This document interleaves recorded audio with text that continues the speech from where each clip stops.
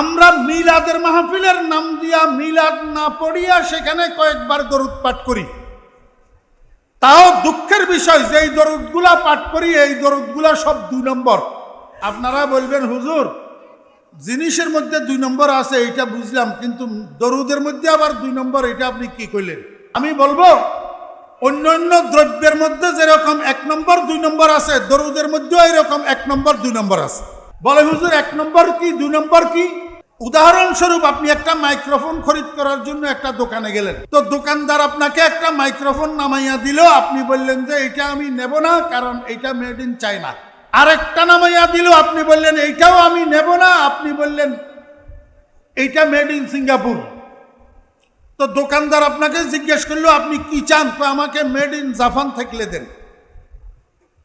Made in, দোকানদার কয় made in Japan একটার দাম 10,000 টাকা, আর এগুলার দাম হইল একটা 2,000 টাকা। কাস্টমারে কয় এগুলা 2,000 টাকা দিয়ে খরিদ করব, 6 মাস যায় কিনা তার গ্যারান্টি নাই, নষ্ট হইলে মেরামতের সুযোগ নেই।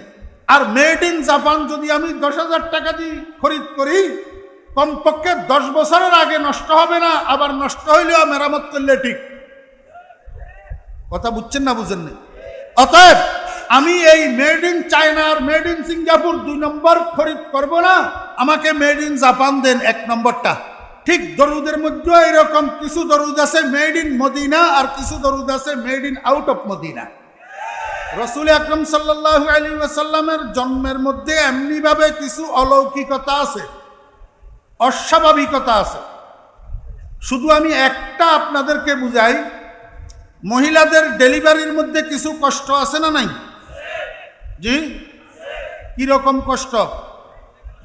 মহিলাদের ডেলিভারির মধ্যে, আমাদের মায়েদের সন্তান প্রসবের মধ্যে একটা ব্যথা আছে। ওই ব্যথাটার পরিমাণ কত? একজন মানুষের শরীরে যেই পরিমাণ ব্যথা সহ্য করার ক্ষমতা আল্লাহ পাক দিয়েছেন, তার থেকে 40 গুণ বেশি ব্যথা ডেলিভারির ব্যথা। কত গুণ? 40 গুণ। এই কারণে আমার কিছু কিছু মা বোনেরা ডেলিভারির ব্যথা বরদাস্ত করতে না পেরে ডেলিভারির মধ্যে মারা যায়। আল্লাহর হাবিব জনাবে রাসূলুল্লাহ সাল্লাল্লাহু আলাইহি ওয়াসাল্লাম বলছেন, এই সন্তান প্রসব করতে যাইয়া যদি কোনো মা বোন মারা যায় সেটা শহীদ। সেটা কি? শহীদ। তাহলে সাব্যস্ত হলো ডেলিভারির মধ্যে কষ্ট আছে। রাসূল আকরাম সাল্লাল্লাহু আলাইহি ওয়াসাল্লামের ভূমিষ্ঠ হওয়ার পর নবীজির আম্মা জান মা আমেনা ওনার সহপাঠী মহিলাদের সাথে গল্প করতে যাইয়া বলতেছেন যে তোমরা তো বলো ডেলিভারির মধ্যে এরকম কষ্ট, এরকম কষ্ট, এরকম ব্যথা, কই আমার মুহাম্মদ যে প্রসব হইল, আমার মুহাম্মদ যে জন্মগ্রহণ করলো, আমি তো টেরও পাই নাই। বুঝে থাকলে বলুন তো, একটা সন্তান প্রসবের সময় মায়ের টের না পাওয়া এটা কি স্বাভাবিক না অস্বাভাবিক? এটা রাসূল আকরাম সাল্লাল্লাহু আলাইহি ওয়াসাল্লামের মুআজিজা, অলৌকিকতা। এরকম হাজারো অলৌকিকতা নবীজির জীবন বৃত্তান্ত এবং জন্ম বৃত্তান্তের মধ্যে আছে। এখন নবীজির জন্ম বৃত্তান্ত যদি কোথাও আলোচনা হয়, কেউ করে কেউ শুনে, তো যারা শুনবে তাদের মধ্যে 2 প্রকারের লোক থাকে।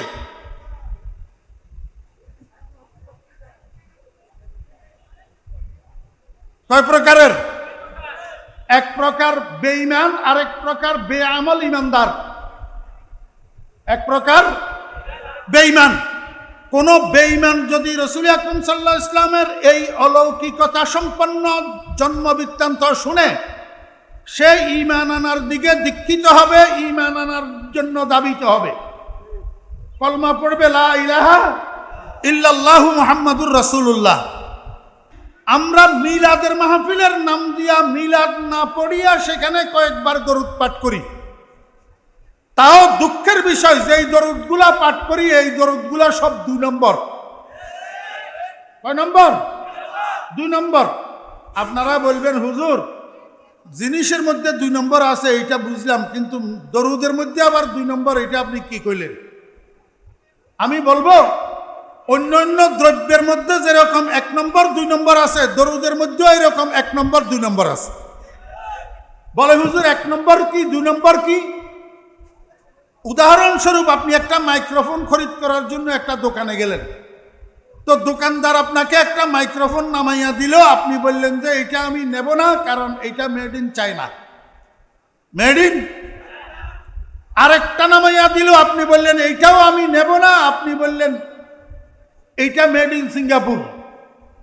তো দোকানদার আপনাকে জিজ্ঞেস করলো আপনি কি চান? তো আমাকে মেড ইন জাপান থাকলে দেন। মেড ইন, দোকানদার কয় মেড ইন জাপান একটার দাম 10,000 টাকা, আর এগুলার দাম হইল একটা 2,000 টাকা। কাস্টমারে কয় এগুলা 2,000 টাকা দিয়ে খরিদ করব, 6 মাস যায় কিনা তার গ্যারান্টি নাই, নষ্ট হইলে মেরামতের সুযোগ নেই, ওয়ান টাইম। আর মেড ইন জাপান যদি আমি 10,000 টাকা দিয়ে খরিদ করি, কমপক্ষে 10 বছরের আগে নষ্ট হবে না, আবার নষ্ট হইলেও মেরামত করলে ঠিক। কথা বুঝছেন না বুঝেন না? অতএব আমি এই মেড ইন চায়না আর মেড ইন সিঙ্গাপুর 2 নম্বর খরিদ করব না, আমাকে মেড ইন জাপান দেন 1 নম্বরটা। মনোযোগ আসেনি? এদিক সেদিক তাকাইলে মনোযোগ হইল না। আর বিশেষ করিয়াই পোলাফাইন, তোরা মনে কষ্ট গেলে আমারে মাফ করে দিস।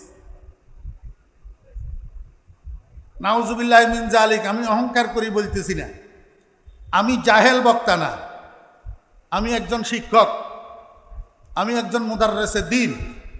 ছাত্রদের সামনে কিতাব পড়াই, তো এদিক সেদিক তাকাইলে অমনোযোগী হইলে ক্লাসের মধ্যে আমি ছাত্রদেরকে শাস্তি করি।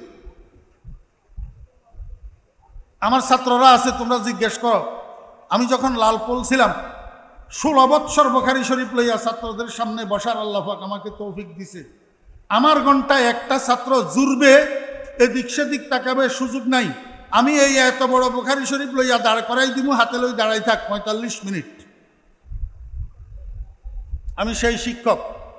তোমরা মাদ্রাসার ছাত্ররা এখন যারা পড়তেছ, তোমরা তো আমাদের নাতিপন্থীর মতো, কারণ আমাদের ছাত্ররা এখন বুখারী মুসলিম তিরমিজি পড়াইতেছে। এদিক সেদিক তোমরা তাকাইলে আমার মনে হয় যে তুমি অমনোযোগী ছাত্র, মনে কষ্ট আসো। মাদ্রাসার ছাত্ররা একটু মনোযোগ সহকারে শোনো, এদিক সেদিক তাকাইও না। আমি অমনোযোগী দেখতে পারি না। মনোযোগ আসেনি? তাহলে মাইক্রোফোন কোনটা 1 নম্বর? Made in China, made in Japan. ও 2 নম্বর কোনটা? Made in China, made in Singapore. ঠিক দরুদের মধ্যে এরকম কিছু দরুদ আছে মেড ইন মদিনা, আর কিছু দরুদ আছে made in out of Medina. আসেনি? আরে আল্লাহুম্মা সাল্লি আলা সাইয়্যিদিনা মাওলানা মুহাম্মদ, আরে ওয়ালায়ালে সাইয়্যিদিনা মাওলানা মুহাম্মদ। Made in Barishal, made in Barishal, made in Medina no, কারণ মেড ইন মদিনা দরুদ শরীফের মধ্যে ভুল থাকে না, এটার মধ্যে ভুল আছে। কয় ওয়ালায়ালে, ওই ওয়ালায়ালে অর্থ কি রে? জানোয়ার।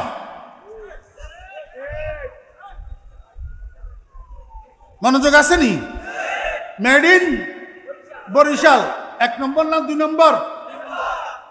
মুস্তাফা জানে রহমত पे लाखों सलाम, शम्ए बज़्म हिदायत पे लाखों সালাম। আপনারা কি মনে করেন আমরা টানতে জানিনি? সুন্দর লাগেনি? মগর টানি না। আমরা সুন্দরের পূজারি না, আমরা অরিজিনালের পূজারি। আমরা সুন্দরের পূজারি নই, আমরা খাঁটি জিনিসের পূজারি। আমরা সুন্দরের পূজারি নই, আমরা সুরের পাগল নই, আমরা মেড ইন মদিনার পাগল। মুস্তাফা জানে রহমত পে লাখো সালাম, ভাষাটা উর্দু না আরবি? উর্দু। উর্দু করাচির ভাষা না মদিনার ভাষা? তাহলে মেড ইন মদিনা না মেড ইন করাচি? 1 নম্বর না 2 নম্বর?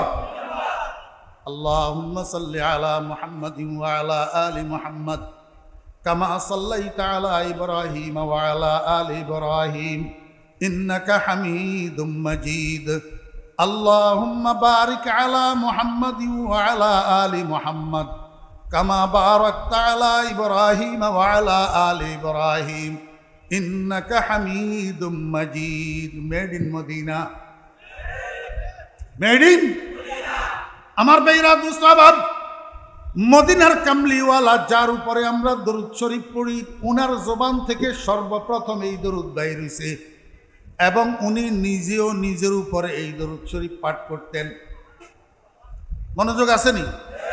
রাসূলুল্লাহ সাল্লাল্লাহু আলাইহি ওয়াসাল্লাম দরুদ পড়তেন কি পড়তেন না? কেন কেন পড়তেন? আল্লাহ পাকের আদেশ পালন করার জন্য। আল্লাহ পাকের আদেশ পালন করার জন্য। কি আদেশ? ইয়া আইয়ুহাল্লাযীনা আমানু সাল্লু আলাইহি ওয়া সাল্লিমু তাসলিমা। মনোযোগ আসেনি? আল্লাহ পাক বলেন, হে ঈমানদারগণ, হে ঈমানদারগণ, তোমরা তার উপর অর্থাৎ আমার নবীর উপর সালাতু সালাম পাঠ করো। সালাতু সালাম পাঠ করো। এটা আল্লাহ পাকের আদেশ। এটা আল্লাহ পাকের কি আদেশ? আদেশ করনেওয়ালা একজন হয়, আদেশ পালনকারী আরেকজন হয়। আমের একজন হয়, মামুর আরেকজন হয়। এই জন্য আমি আপনাদেরকে বুঝাবো, আমাদের দেশের কিছু আলেমেরা আমাদের লাইনেরও আছে, দেওবন্দি লাইনেরও আছে। বয়ানের শুরুতে বিভিন্ন শেয়ার বারবার পড়িয়া পড়িয়া বালাগাল উলা বিকামালি এটারে দৌড়ায়। বয়ানের শুরুতে বক্তা সাহেব কি বুঝি দৌড়ায় এটা আমি জানি না, তবে এলেম শূন্য শ্রোতা যারা আছে তারা মনে করে এটা দরুদ শরীফ। তারা মনে করে এটা কি দরুদ শরীফ। আসলে বালাগাল উলা কোনো দরুদ শরীফ না। আরে 2 নম্বর হইলেও তো দরুদ, কিন্তু বালাগাল উলা 2 নম্বরও না, দরুদও না। আমি একটু অনুবাদ করে দিই, আপনারা শুনেন। বালাগাল উলা বিকামালিহি, পৌঁছে গেছেন আমার প্রিয় নবীজি উনার পরিপূর্ণতার দ্বারা সর্বোচ্চ শিখরে। হাসনাত জামিউ খিসালিহি, আমার নবীজির সর্বময় স্বভাব, সর্বোত্তম স্বভাব। কাশাফাত দুজা বিজামালিহি, গোটা পৃথিবীর সমস্ত অন্ধকার, শিরিকের অন্ধকার, কুফরের অন্ধকার দূরীভূত হইয়া পৃথিবী আলোক উজ্জ্বল হইয়া গেছে আমার নবীজির নূরে নবুয়তের দ্বারা, জামালে নবুয়তের দ্বারা, জামালে জাহের, জামালে বাতেনের দ্বারা। এই 3টা পংক্তি, এই 3টা পংক্তি, 3টা মিসরা বুঝে থাকলে বলুন তো, নবীজির উপরে দরুদ না নবীজির প্রশংসা? নবীজির প্রশংসা। নাতে রসুল, নাতে রসুল। এর পরে 4র্থ পংক্তি যেটা সাল্লু আলাইহি ওয়া আলিহি, এই শের গুনার প্রবক্তা, রচনাকারী শেখ মুসলিহুদ্দিন শিরাজি রহমতুল্লাহ আলাইহি বলেন, ও দুনিয়ার মানুষেরা, ও নবীজির উম্মতেরা, তোমরা নবীজির উপর এবং নবীজির পরিবার বর্গের উপর দরুদ পাঠ করো, দরুদ পাঠ করো। সাল্লু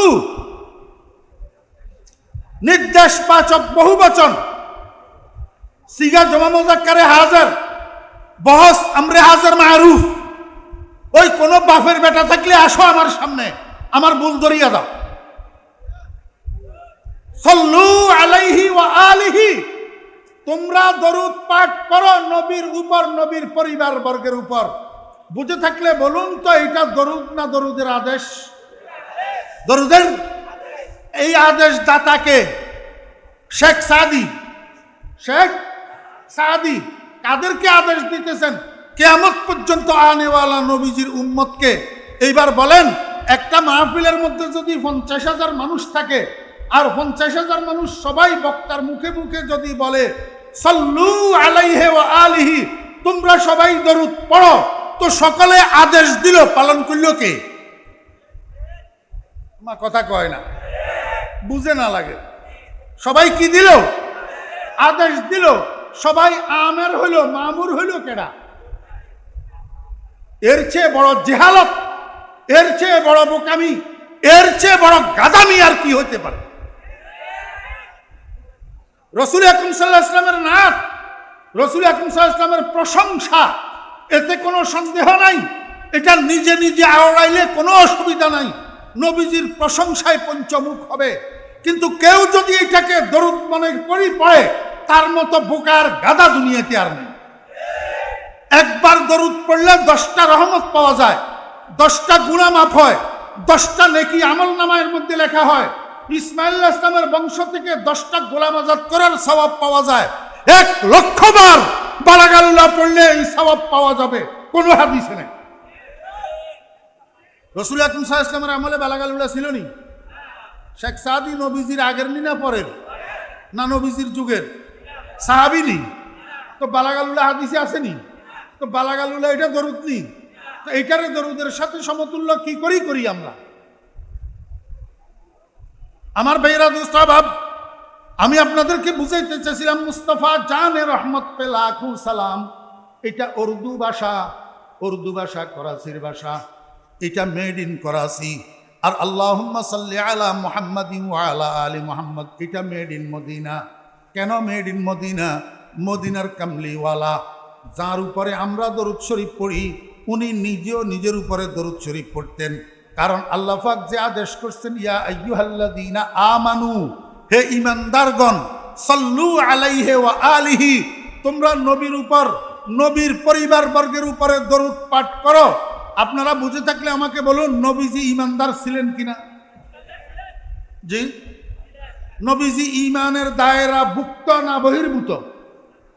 ঈমানের দায়রা ভুক্ত না?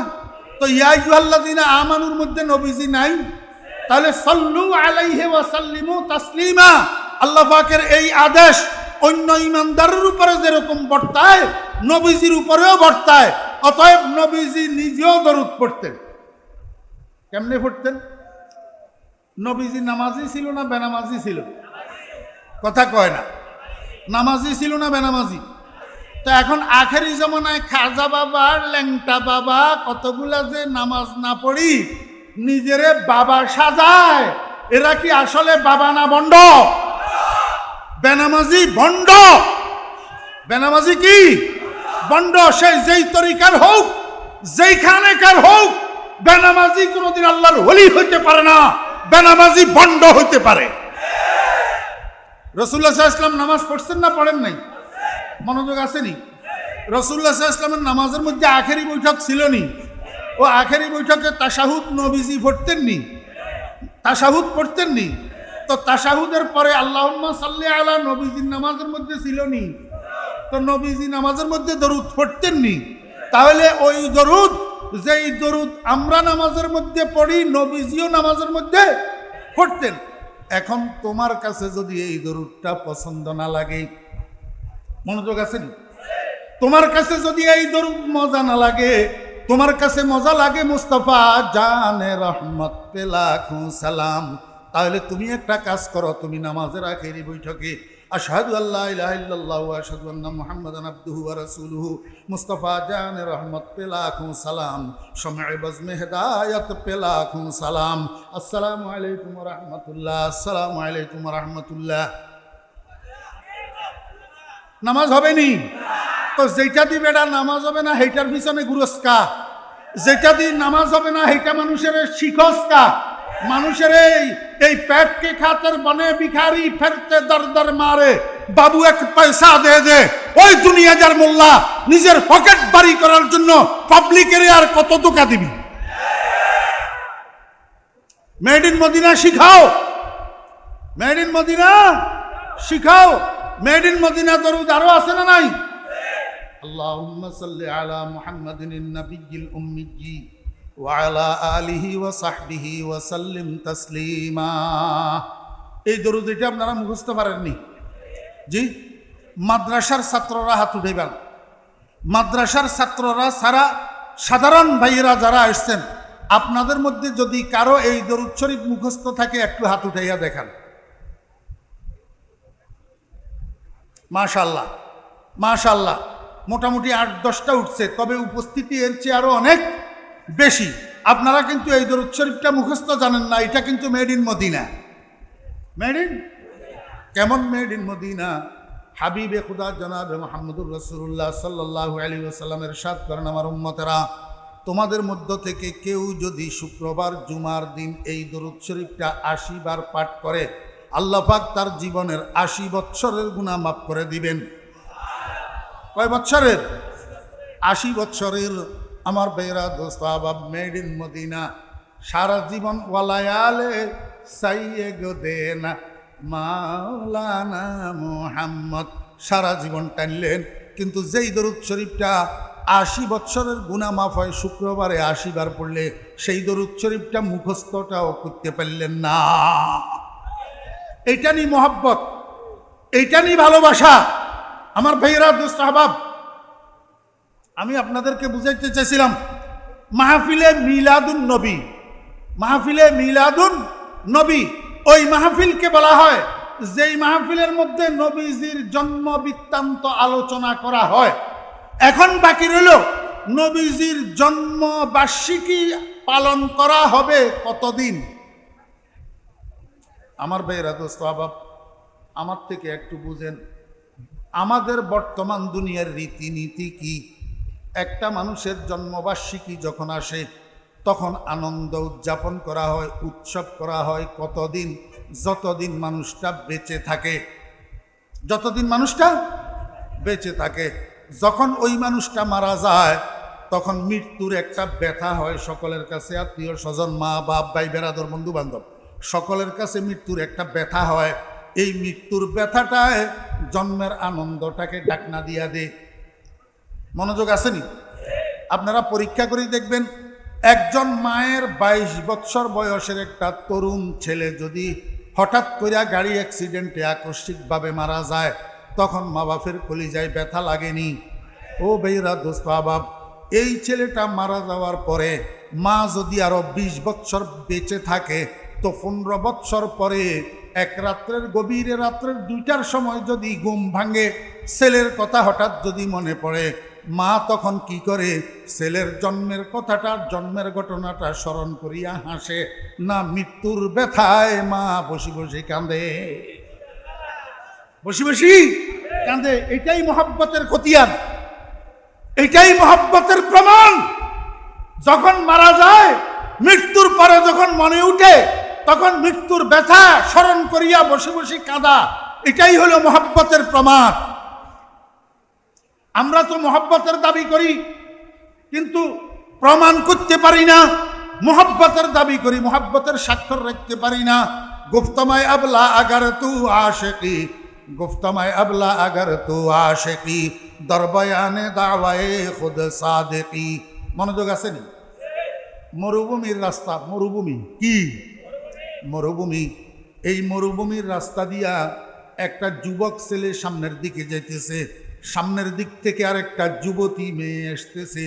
যখন মুখামুখি হয়েছে, তো ওই যুবক ছেলেটা হাত দুইটারে দুই দিকে প্রসারিত করে দিছে, মানে রোড ব্লক, রোড ব্লক। তো যুবতী মেয়ে এটাই কয়, কিরে ভাই ইফটিজিং করস কেন? ইফটিজিং করস কেন? তো এই ছেলে এটাই কয়, I love you, I love you. ওরে বাপরে বাপ, এখন তো আই লাভ ইউর চর্চা এমন হওয়া হয়েছে আর বলার অপেক্ষা রাখে না। I love you. আমার বেরা দোস্ত আহবাব, যখন ছেলে বলছে মেয়েটাকে আই লাভ ইউ, মেয়েটাই ছেলে এটাকে কয়, দোস্ত তুই আমাকে ভালোবাসি ঠকবি কেন? আমি তো তেমন সুন্দরী রূপসী না। ওই তোর পিছনের দিক থেকে আমার একটা বোন আসতেছে, অপূর্ব সুন্দরী, অবর্ণনীয় রূপের অধিকারিণী। যদি ভালোবাসতে হয় তাকে ভালোবাস, আমাকে ভালোবাসি লাভ নাই। এই কথা শোনার সাথে সাথে যুবক ছেলে এইটা বলে, এমনি করে পিছনের দিকে তাকাই দেখছে, আসলে তো বুয়া কেউ নাই, কেউ নাই। তো পিছনের দিকে তাকাই যখন দেখছে কেউ নাই, এইবার সামনের দিকে আবার ঘুরি, মেয়েটারে কই কই তুই কইলি তোর বোন আসতেছে, কেউ তো নাই। মেয়েটা হাত যতটুকু উঠছে এতটুকু থেকে ঠাস করি মুখের উপরে মারছে থাপ্পড়, মুখের উপরে থাপ্পড় মারছে। এখন ছেলে এইটা কয়, কিরে বোন আমি ইফটিজিং করছি ঠিক, তুইও তো পুরুষ নির্যাতন করতেছ, তুইও তো কি করতেছ। এখন তো পুরুষ নির্যাতন আমাদের দেশে নাই, আমাদের দেশে শুধু নারী নির্যাতন আছে, পুরুষ নির্যাতন নাই। থাকলে ব্যবস্থাও তো থাকতো। মেয়ে এটা কয় ইফটিজিং করস কেন, ছেলে কয় আই লাভ ইউ, মেয়ে কয় আমাকে ভালোবাসি লাভ নাই, পিছনের দিকে দেখ আমার বোন আসতেছে আমার থেকে সুন্দর, এটারে ভালোবাস। এখন ফোলা পিছনের দিকে ঘুরি, দেখছে কিছু নাই, সামনের দিকে ঘুরিয়া কয় কই কেউ তো নাই। মেয়ে ঠাস করে থাপ্পড় দিছে, ছেলে কয় কিরে বোন থাপ্পড় দিলি কেন। তখন মেয়ে এবারে উত্তর দিতেছে গুপ্তমায় আবলা আগার তু আশেকি, গুপ্তমায় আবলা আগার তু আশেকি, গুপ্তমায় আবলা আগার তু আশেকি, দরবয়ানে দাওয়ায়ে খুদ সাদেকি। তুই যদি ও বেকুবের বাচ্চা বেকুব, তুই সত্যি সত্যি যদি আমাকে ভালোবাসতি তাহলে তোর দাবির সাথে তোর বর্ণনার মিল থাকতো। তুই পিছনের দিকে তাকাইতি না, আমার বোন আমার থেকে যতই সুন্দর হোক, তুই আমাকে যদি ভালোবাসি থাকিস এই দিকে তাকাইবি কেন? কথা বুঝেন নাই আমার ভাইয়েরা, দোস্ত আহবাব, মুহাম্মদুর রাসূলুল্লাহ সাল্লাল্লাহু আলাইহি ওয়াসাল্লামের আশিক যদি হইতাম তো আমরা নবীজির 12ই রবিউল আউয়াল যখন আসতো, নবীজির জন্মকে স্মরণ না করি নবীজির মৃত্যুকে স্মরণ করি, বসে বসে কাঁদতাম আর রোজা রাখতাম। অদোস্ত কারণটা কি? কারণ হইল এই 12ই রবিউল আউয়াল যেমনিভাবে নবীজির জন্ম তারিখ, এমনিভাবে নবীজির ওয়াফাত দিবস, নবীজির ইন্তেকালের দিবস, নবীজির মৃত্যু দিবস। কয়দিন? একই দিন, একই দিন। এই তারিখে নবীজির জন্ম, এই তারিখে নবীজির মৃত্যু। তুমি কেমন প্রেমিক, তুমি নবীজির একই দিনে জন্ম একই দিনে মৃত্যু, তুমি নবীজির মৃত্যুকে স্মরণ করি কাঁদতে পারো না, রোজা রাখি উপাস থাকতে পারো না, জশ্নে জুলুসে ঈদে মিলাদুন নবী পালন করতে পারো। আমি আপনাদেরকে বুঝাইতে চেয়েছিলাম, আমি এতক্ষণ পর্যন্ত মিলাদুন নবীর পক্ষে নিয়ে কইলাম না বিপক্ষে? জি পক্ষে। নবীজির মিলাদুন নবীর বিরুদ্ধে কই নাই, পক্ষে কইছি। শুধু পদ্ধতি বাতলাই দিতেছি। তুমি যেই পদ্ধতিতে মিলাদুন নবী পালন করতেছ এটা মিলাদুন নবী পালন করার পদ্ধতি নয়। আমার ভাইয়েরা, দোস্ত আহবাব, এই আয়াতটা যখন নাজিল হয়েছে, ইয়া আইয়ুহাল্লাযীনা আমানু সাল্লু আলাইহি ওয়া সাল্লিমু তাসলিমা, এই আয়াতটা যখন অবতীর্ণ হয়েছে, সাহাবী রাসূল আকরাম সাল্লাল্লাহু আলাইহি ওয়াসাল্লামের কাছে যাইয়া কয় কাইফা নুসাল্লি আলাইকা ইয়া রাসূলুল্লাহ। হুজুরের স্টেজে আছে না নাই? জি। আয়াত এটা যখন নাজিল হয়েছে, হে ইমানদার তোমরা আমার নবীর উপরে সালাত আর সালাম পাঠ করো। বুঝে থাকলে বলুন তো কয়টা কাজের আদেশ? কয়টা? কি কি? সালাত আর সালাম, দরুদ আর সালাম, আদেশ কয় কাজের? এখন রসুলের কাছে যাইয়া সাহাবী পদ্ধতি জিজ্ঞেস করে কয় কাজের? কাইফা নুসাল্লি আলাইকা ইয়া রাসূলুল্লাহ, এই কথা বলেন নাই যে কাইফা নুসাল্লি ওয়া নুসাল্লিমু আলাইকা ইয়া রাসূলুল্লাহ। হে আল্লাহর রাসূল, আল্লাহ তো আমাদেরকে আপনার উপরে সালাত ও সালাম পাঠ করার জন্য বলছেন, এখন আমরা কিভাবে সালাত আর সালাম পাঠ করব? দুটার পদ্ধতি জিজ্ঞাসা করেন নাই, জিজ্ঞাসা করছেন একটার পদ্ধতি। কারণ কি? সালাম কিভাবে নবীজিকে দিবে উম্মত, এটা নবীজি আগেই উম্মতকে শিখাইয়া রাখছে।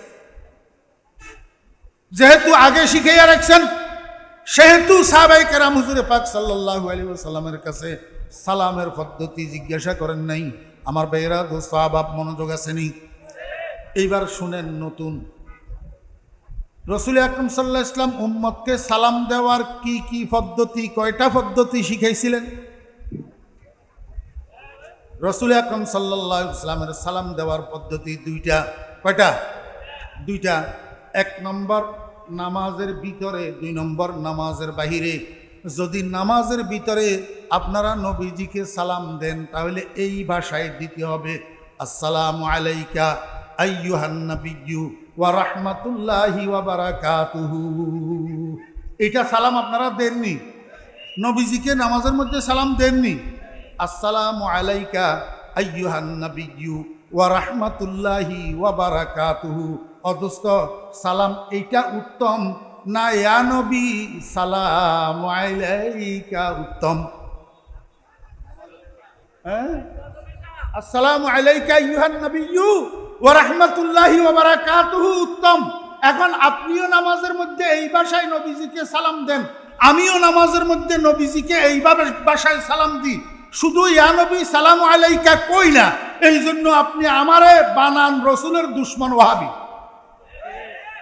আমি আমার কথা বলতেছি, শুধু ফরিদুদ্দিন আল মোবারক, আর কেউ না। আপনি যদি বলেন পাবলিকেরে বুঝান ফরিদুদ্দিন আল মোবারক ওয়াহাবি, রসুলের দুশ্মন, নবীজিকে সালাম দেয় না, কিরে ভাই আমি আপনাদের কাছে ইনসাফ চাই, আমি নামাজ পড়ি কি পড়ি না? তো নামাজ আপনি যেরকম পড়েন আমিও পড়ি, আপনিও নামাজের মধ্যে নবীজিকে সালাম দেন, আসসালামু আলাইকা আইয়ুহান নাবিয়্যু। আমিও নবীজিকে নামাজের মধ্যে সালাম দিই, আসসালামু আলাইকা আইয়ুহান নাবিয়্যু। বসি বসি না দাঁড়াই দাঁড়াই? কথা কয় না? বসি বসি। নামাজের মধ্যে আপনিও তো নবীজিকে বসি বসি সালাম দেন, আমিও বসি বসি সালাম দিই। এখন নবীজিকে বসি সালাম দিলে যদি বেয়াদব হয়, গুস্তাখে রসুল হয়, তাহলে আপনিই তো বড় গুস্তাখ আর বেয়াদব। আপনিও তো বসি বসি নামাজের মধ্যে কি করেন? আসল কথা হইল শরীয়ত এমন এক জিনিস যেখানে নিজের থেকে কিছু সংযোজন বিয়োজন করার কোনো সাধ্য নাই। শরীয়ত এমন জিনিস যেখানে নিজের থেকে কিছু বাড়ানো কমানোর কোনো সুযোগ নাই। আল্লাহ আল্লাহ রাসূল যেখানে যেইভাবে যেই ভাষায় যেইটা করার জন্য বলছেন, সেখানে সেই ভাষায় সেইটা করার নাম হইল সুন্নত। করার নাম কি? সুন্নত। এখন নামাজের মধ্যে রসুল যেই ভাষা শিখাইছেন সেই ভাষায় নবীজিকে বসি বসি সালাম দেওয়া, এইটার নাম সুন্নত। যদি কেউ নামাজের মধ্যে দাঁড়াইয়া কয় ইয়া নবী সালাম আলাইকা, তাহলে সেটার নাম সুন্নত না, তাকে সুন্নি বলা যাবে না। সুন্নি বলা যাবে না। তাহলে রসুল যেভাবে শিক্ষা দিছে সেভাবে কি করতে হবে? সালাম দিতে হবে। আমরা তো সেটাই করি। আমরা নবীজিকে দাঁড়াইয়াও সালাম দিই, বসিও সালাম দিই, শুইয়া শুইয়াও সালাম দিই। জি, একটু পরে বুঝবেন কেমনে। তাহলে কয় নম্বর গেল? এক নম্বর, নবীজির উপরে উম্মতে সালাম দিবে, নবীজিকে উম্মতে সালাম দিবে নামাজের ভিতরে, এক নম্বর। দুই নম্বর, নামাজের বাহিরে। এখন নামাজের বাহিরে যদি নবীজিকে সালাম দেয় সেটা আবার দুই প্রকার। সেটা আবার কয় প্রকার? এক নম্বর হলো ফেস টু ফেস, সামনাসামনি। হ্যাঁ, সামনাসামনি। আমার ভাইয়েরা দোস্তাবাব, নবীজিকে ফেস টু ফেস সালাম দেওয়ার সৌভাগ্য লাভ করছেন একমাত্র সাহাবায়ে কেরাম। একমাত্র সাহাবায়ে কেরাম। আমরা পাইছি নি এই সৌভাগ্য? আমরা নবীজিরে দেখছি না নবীজি আমাদেরকে দেখছেন? তা আমরা ফেস টু ফেস সালাম দিতে পারি নাই। যারা ফেস টু ফেস সালাম দিতে পারছে তাদেরকে নবীজি শিখাইছেন আসসালামু আলাইকুম ওয়া রাহমাতুল্লাহি ওয়া বারাকাতুহু। এটা শিক্ষা দিছেন। সাহাবায়ে কেরাম নবীজিকে সামনে পাইলে এই ভাষায় সালাম দিতেন, আসসালামু আলাইকুম ওয়া রাহমাতুল্লাহি ওয়া বারাকাতুহু। বুঝছেন না বুঝেন নাই? তাহলে এটা হলো নবীজিকে ফেস টু ফেস সামনাসামনি সালাম দেওয়া। আর যদি কেউ নবীজিকে সামনাসামনি সালাম দেওয়ার জন্য না পায়, এটা আবার দুই প্রকার। এটা আবার কয় প্রকার? দুই প্রকার। কাছের থেকে সালাম দেওয়া অথবা দূরের থেকে সালাম দেওয়া। কাছের থেকে সালাম দেওয়া মানে আল্লাহর হাবিব জনাবে মুহাম্মদুর রাসূলুল্লাহ সাল্লাল্লাহু আলাইহি ওয়াসাল্লাম যদিও দুনিয়াতে মাটির উপরে নাই, মদিনা শরীফের রওজায়ে আকদাসের মধ্যে আল্লাহর হাবিব জনাবে মুহাম্মদুর রাসূলুল্লাহ সাল্লাল্লাহু আলাইহি ওয়াসাল্লাম সশরীরে জীবিত অবস্থায় শায়িত আছেন। ও দোস্ত বাবেরা, যদি নবীজির কোনো উম্মত নবীজির রওজার পাশে যাইয়া নবীজিকে সালাম দে, তো সেটাও সামনাসামনি সালাম দেওয়া। কীরকম? যে সালাম দে সে যদিও নবীজিকে না দেখে, নবীজি কিন্তু তাকে দেখে। নবীজি শুধু দেখে যে নয়, বরং নবীজি উম্মতের সালামের উত্তর দিয়া থাকে। সালামের কি যে প্রমাণ আসেনি? প্রমাণ সনদ সহ। আমার ওস্তাদ লালপুলের হযরত মুফতি শাহ হুজুর রহমতুল্লাহ আলাইহি, মুফতি সাঈদ আহমদ সাহেব নব্বারাল্লাহু মারকাদাহু নানুপুর মাদ্রাসায় প্রধান মুফতি ছিলেন 18 বছর। ওই সময়ে নানুপুর মাদ্রাসায় থাকাকালীন নানুপুর মাদ্রাসা থেকে একটা পত্রিকা বাইর হতো, মাসিক পত্রিকা, মাসিক আর রশিদ। এই মাসিক আর রশিদের সম্পাদক ছিলেন মুফতি সাঈদ আহমদ সাহেব রহমতুল্লাহ আলাই। মুফতি সাঈদ আহমদ রহমতুল্লাহ আলাই মাসিক আর রশিদের একটা সংখ্যার মধ্যে একটা ঘটনা সনদ সহকারে বর্ণনা করছেন, সনদ সহকারে লিখছেন। ঘটনাটা হলো, একদিন হুজুরে পাক সাল্লাল্লাহু আলাইহি ওয়াসাল্লামের রওজার চতুর্পাশে শত শত মানুষ দাঁড়াইয়া নবীজির রওজা মোবারক জিয়ারত করতেছে। এমত অবস্থায় একটা যুবক যাইয়া নবীজিকে সালাম দিতেছেন, আসসালাতু আসসালামু আলাইকা ইয়া জাদ্দি। কি সালাম দিছেন? আসসালাতু আসসালামু আলাইকা ইয়া জাদ্দি। আমরা তো রওজায় আকদাসে যাইয়া সালাম দিই, আসসালাতু আসসালামু আলাইকা ইয়া রাসূলুল্লাহ, আসসালাতু আসসালামু আলাইকা ইয়া হাবিবাল্লাহ, আসসালাতু আসসালামু আলাইকা ইয়া খায়রা খালকিল্লাহ। এইভাবে আমরা নবীজিকে সালাতু সালাম জানাই। আর এই যুবক যাইয়া নবীজিকে সালাতু সালাম জানাইলেন, আসসালাতু আসসালামু আলাইকা ইয়া জাদ্দি। জদ্দুন শব্দ এটা আরবি ভাষার মধ্যে দুইটা অর্থে ব্যবহার হয়, কখনো দাদা অর্থে, কখনো নানা অর্থে। এখন এই যুবক ইয়া জাদ্দি কইয়া কি উদ্দেশ্য করলেন? হে নানা জান, হে আমার ভাইরা দুস্তাহাব, কেমন যুবক, কেমন বুকের ফাটা, যাইয়া ইয়া রাসূলুল্লাহ না কইয়া কয় ইয়া জাদ্দি, হে নানা জান, আপনার উপরে সালাতু সালাম বর্ষিত হোক। দোস্ত আহবাবেরা, কেন নানা জান সম্বোধন করলেন? ও দোস্ত, ছেলের দিকের নাতিনাতপুর এগুলায় দাদারে দাদা বলে, আর মেয়ের দিকের নাতিনাতপুর এগুলায় নানাকে নানা বলে। আল্লাহু আকবার। মানুষ কিন্তু একটা, মানুষ একটা। আমার ছেলের ঘরের ছেলেরা মেয়েরা আমাকে দাদা সম্বোধন করে, আমার মেয়ের ঘরের ছেলেরা মেয়েরা আমাকে নানা সম্বোধন করে। আমি মানুষ কিন্তু একটা। দুই গ্রুপে দুইটা ডাকে, এক গ্রুপে দাদা ডাকে, আর গ্রুপে নানা ডাকে। আরবি ভাষায় দোনোটারে একটা কয় জদ্দুন। জদ্দুন মানি দাদা, জদ্দুন মানি নানা। এই যুবক যে নবীজিকে নানা সম্বোধন করলেন, কারণ কি? নবীজির কন্যা হযরতে ফাতেমা রাদিয়াল্লাহু আনহা, নবীজির কন্যার দিকের সন্তান হযরতে হুসাইন রাদিয়াল্লাহু আনহু, আর হযরতে হুসাইন রাদিয়াল্লাহু আনহুর বংশধর এই যুবক। এই যুবক কার বংশধর? হযরতে উবাইদুল্লাহ সিন্দি রাহমাতুল্লাহ আলাইহি লিখছেন, ইনি হযরত হুসাইন রাদিয়াল্লাহু আনহুর বংশধর। এই কারণে নবীজিকে নানা সম্বোধন করছেন, আসসালাতু আসসালামু আলাইকা ইয়া জাদ্দি, হে নানা জান, আপনার উপরে সালাতু সালাম বর্ষিত হোক। সঙ্গে সঙ্গে রওজায়ে আকদাসের থেকে সালামের উত্তর আসছে, ওয়া আলাইকাস সালামু ইয়া ওয়ালাদি, ওয়া আলাইকাস সালামু ইয়া ওয়ালাদি, হে আমার নাতি, হে আমার বংশধর, তোমার উপরও শান্তি বর্ষিত হোক। নবীজি সালামের উত্তর দিছেন। ওই এক যুবকের উসিলায় রওজায়ে আকদাসের পাশে যে শত শত মানুষ জিয়ারতরত অবস্থায় ছিলেন, এরা সবাই নবীজির কণ্ঠটা শুনার সৌভাগ্য লাভ করছেন, নবীজির আওয়াজটা শোনার সৌভাগ্য লাভ করছেন। ওয়া আলাইকাস সালামু ইয়া ওয়ালাদি। আমার ভাইরা, এই সময়ের মধ্যে রওজায়ে আকদাসের চতুর্দিকে হাহাকার শুরু হয়ে গেছে, চিৎকার শুরু হয়ে গেছে। কেরে কেরে, এই যুবক কেরে কেরে, নবীজির সালামের উত্তর দিল কার? কোন যুবকের নবীজি আওলাদ হিসাবে, বংশধর হিসাবে স্বীকার করলেন, সার্টিফাই করলেন? কে? শেষ পর্যন্ত তালাশ করতে করতে দেখা যায় ভারতের থেকে আগত হিন্দুস্তানি এক যুবক, মাত্র 32 বছর বয়স, তার নাম হুসাইন আহমদ মাদানী। উলাইকা আবাই ফাজিনি বিমিসলিহিম, উলাইকা আবাই ফাজিনি বিমিসলিহিম ইজা জামাআতনা ইয়া জারিরুল মাজামিউ। আমার ভাইরা দুস্তাহাব, কে এই হুসাইন আহমদ মাদানী? এই হুসাইন আহমদ মাদানী বর্তমান এশিয়া মহাদেশের মধ্যে যত মুহাদ্দিসিনে কেরাম আছে, যত হাদিস বিশারদগণ আছে, এশিয়া মহাদেশের মধ্যে যত জায়গায় বুখারী শরীফের ক্লাস হইতেছে, এর মধ্যে ম্যাক্সিমাম বুখারী শরীফের ওস্তাদ, ম্যাক্সিমাম শাইখুল হাদিসের ওস্তাদ হুসাইন আহমদ মাদানী রহমতুল্লাহ আলাইহি, আমাদের দাদা ওস্তাদ, আমাদের পূর্ব মনীষী, দোস্ত দারুল উলুম দেওবন্দের মনীষী, দারুল উলুম দেওবন্দের মনীষী। আমার ভাইয়েরা দুস্তাহাব, আজকে কওমি মাদ্রাসা সংগঠনের উদ্যোগে আয়োজিত এই মাহফিল। এই কওমি মাদ্রাসা কি? কওমি মাদ্রাসার গোড়া কোথায়? কওমি মাদ্রাসার গোড়া দারুল উলুম দেওবন্দ।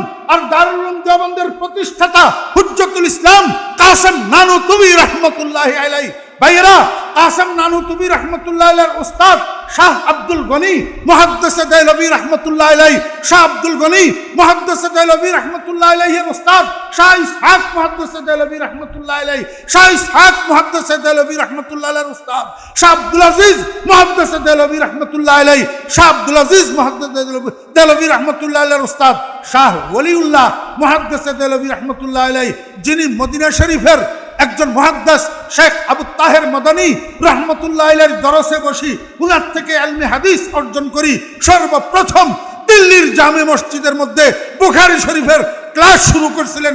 সেই ক্লাসের ছাত্র শাহ আব্দুল আজিজ, শাহ আব্দুল আজিজের ক্লাসের ছাত্র শাহ ইসহাক, শাহ ইসহাকের ক্লাসের ছাত্র শাহ আব্দুল গনি, আর শাহ আব্দুল গনির ক্লাসের ছাত্র দারুল উলুম দেওবন্দ মাদ্রাসার প্রতিষ্ঠাতা আমাদের পূর্বপুরুষ, আমাদের পূর্ব পিতা, আমাদের দাদা উস্তাদ হযরত হুজ্জতুল ইসলাম কাসেম নানুতুবি রাহমাতুল্লাহি আলাইহি। দেখাও না তোমাদের শিক্ষার গোড়া কোথায়? দেখাও না। উপমহাদেশে 1700 শতাব্দীর আগে একমাত্র কওমি মাদ্রাসা ছাড়া আর কোনো মাদ্রাসা ছিল না। কওমি উলামায়ে কেরাম ছাড়া আর কোনো উলামায়ে কেরাম ছিল না। বর্তমানে যারা সুন্নি দাবি করে এরা ওই পর্যন্ত তাদের সুন্নিয়তের গোড়া, সুন্নিয়তের মনীষী দেখাইতে পারবে না। এরা আমাদের মনীষী, এরা দেওবন্দের মনীষী, এরা কওমি মাদ্রাসার মনীষী। আল্লাহু আকবার। আমার ভাইরা দোস্ত আহবাব, শুধু শাহ ওলিউল্লাহ মুহাদ্দিস দেহলভী রাহমাতুল্লাহি আলাইহি পর্যন্ত বলে আমি ছাড়বো না। আমি বলবো এই কওমি মাদ্রাসার গোড়া আরো একটু আগে, আরো একটু মনোযোগ আসেনি? ক্বালা রাসূলুল্লাহ সাল্লাল্লাহু আলাইহি ওয়াসাল্লাম ইন্নামা বুইসতু মুআল্লিমা, ইন্নামা বুইসতু মুআল্লিমা। আল্লাহর হাবিব জনাব রাসূলুল্লাহ সাল্লাল্লাহু আলাইহি ওয়াসাল্লাম বলেন, নিঃসন্দেহে আমি প্রেরিত হয়েছি শিক্ষক হিসাবে। আল্লাহ পাক দুনিয়াতে আমাকে শিক্ষক বানাইয়া পাঠাইছেন। মনোযোগ আসেনি? হুজুর করে জিজ্ঞাসা করেন না ওই গোপালগঞ্জিয়ার মতো আমি কি বানাই চালাই দিতেছি, না আসলে হাদিসের ভিতরে আছে? হ্যাঁ, রাসূলুল্লাহ সাল্লাল্লাহু আলাইহি ওয়াসাল্লামের বাণী না? বিশ্বাস কে করবো? হরেশচন্দ্রের ফলায় না আমরা আপনারা? রাসূলুল্লাহ সাল্লাল্লাহু আলাইহি ওয়াসাল্লামের বাণী না? ইন্নামা, নিঃসন্দেহে, বুইসতু, আমি প্রেরিত হয়েছি, আমাকে পাঠানো হয়েছে, মুআল্লিমান, শিক্ষক বানাইয়া। কি বানাইয়া? আমার ভাইয়েরা দোস্ত আহবাব, রাসূল আকরাম সাল্লাল্লাহু আলাইহি ওয়াসাল্লাম যেই শিক্ষা প্রতিষ্ঠানের শিক্ষক ছিলেন ওই শিক্ষা প্রতিষ্ঠানের নাম ইউনিভার্সিটি। কথা কয় না? ওই শিক্ষা প্রতিষ্ঠানের নাম university, college, high school, primary school না মাদ্রাসা? মাদ্রাসা। রাসূল আকরাম সাল্লাল্লাহু আলাইহি ওয়াসাল্লাম যেই শিক্ষা প্রতিষ্ঠানের শিক্ষক ছিলেন ওই শিক্ষা প্রতিষ্ঠানের নাম কি? মাদ্রাসা। সেই শিক্ষা প্রতিষ্ঠান আমার ভাইয়েরা দোস্ত আহবাব সর্বপ্রথম প্রতিষ্ঠিত হয়েছে মক্কা শরীফে। কোথায়? আল্লাহর হাবিব জনাবে মুহাম্মদুর রাসূলুল্লাহ সাল্লাল্লাহু আলাইহি ওয়াসাল্লামের হাতে। আল্লাহর হাবিব জনাবে মুহাম্মদুর রাসূলুল্লাহ সাল্লাল্লাহু আলাইহি ওয়াসাল্লামের হাতে মাত্র 50 জনের মতো লোক ইসলাম গ্রহণ করছে, কালিমা পড়ছে। এখন এই 50 জনের মতো লোককে নবীজি ইসলাম শিক্ষা দিবেন, তাদেরকে ইসলামী হুকুম আহকাম নিয়ম নীতি শিক্ষা দিবেন। এখন সাহাবীদেরকে লইয়া নবীজি বসছেন, কেমনে শিক্ষা দিবেন? আল্লাহর হাবিব বলেন, তোমরা যদি বারে বারে আমার কাছে আসে তাতেও আমার কষ্ট হবে, আর আমি যদি তোমাদের ঘরে ঘরে যাই তাতেও আমার কষ্ট হবে। এখন তোমাদেরকে দিন শিক্ষা দেওয়ার জন্য, ইসলাম শিক্ষা দেওয়ার জন্য, ইলম শিক্ষা দেওয়ার জন্য একটা প্রতিষ্ঠানের দরকার। এই প্রতিষ্ঠানটা কিভাবে কায়েম করা যায়? সাহাবায়ে কেরামরা সবাই আছে, মনোযোগ আসেনি? হ্যাঁ, একজনে প্রস্তাব করলো, ইয়া রাসূলুল্লাহ, সরকার প্রধানের কাছে আমরা যদি দরখাস্ত করি, সরকার প্রধান যদি আমাদেরকে একটা শিক্ষা প্রতিষ্ঠান বানাইয়া দেয় তাহলে ভালো হয় না? আমার ভাইয়েরা দোস্ত আহবাব, এই তখন মক্কা শরীফের মধ্যে সরকার প্রধানের নাম হইল mister Abu Jahl. Mister Abu Jahl, mister Abu Jahl ইসলামের শুভাকাঙ্ক্ষী, কোরআনের শুভাকাঙ্ক্ষী, রসুলের শুভাকাঙ্ক্ষী।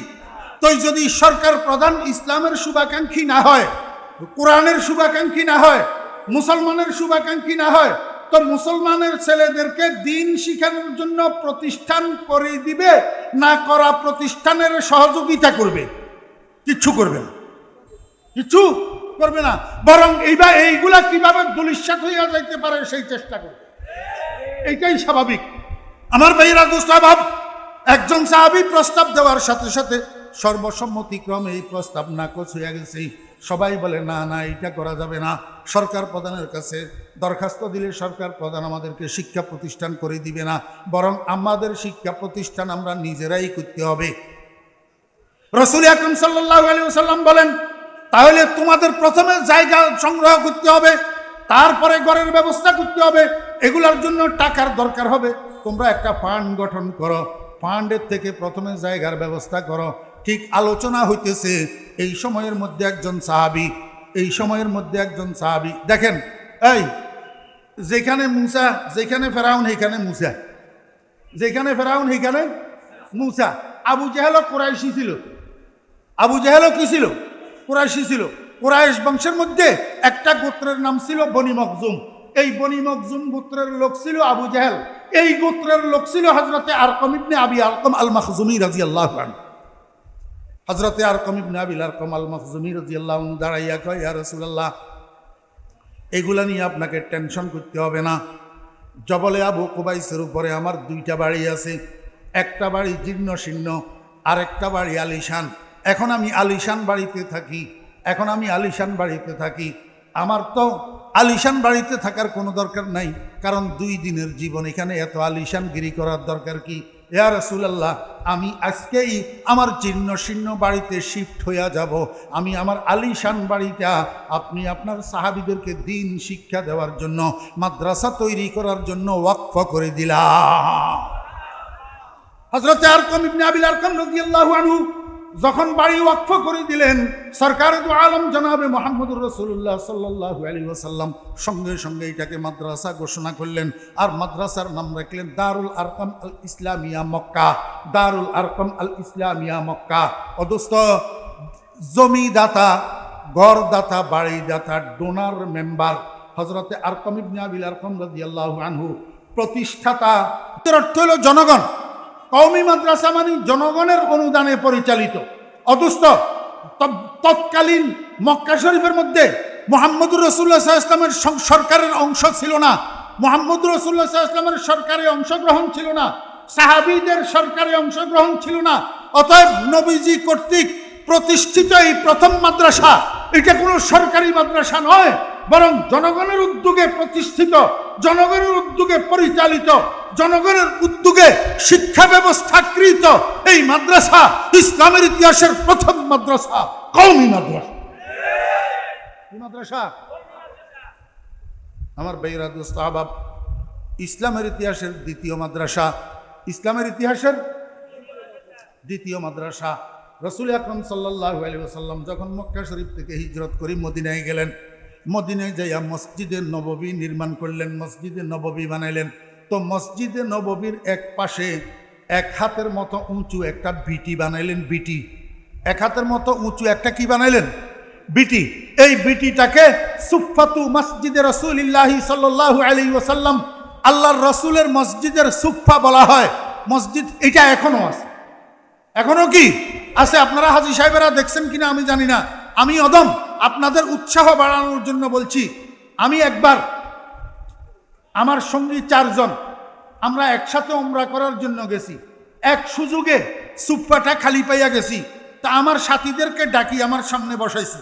বসাই বললাম, ভাইয়েরা তোমরা আমার সামনে বসো।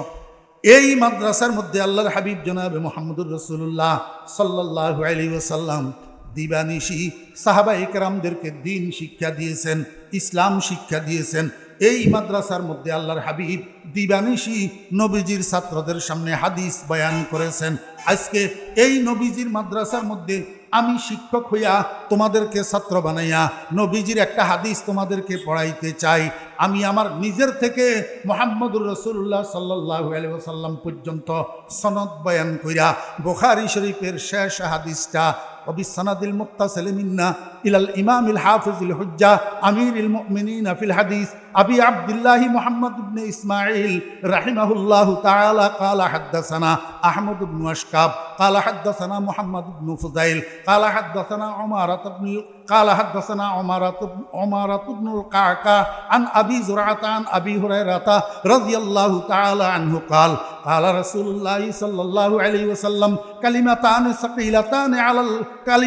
ثقيلتان في الميزان خفيفتان على اللسان حبيبتان إلى الرحمن سبحان الله وبحمده سبحان الله العظيم নবীজির রওজার দিকে তাকাইয়া তাকাইয়া বড় বড় আওয়াজে সনদ সহ, এখন তো সনদটা বলি নাই, সংক্ষেপ করে ফেলছি সময়ের অভাবে, আমার নিজের থেকে রাসূল আকরাম সাল্লাল্লাহু আলাইহি ওয়াসাল্লাম পর্যন্ত সনদটা উঁচু আওয়াজে বলি।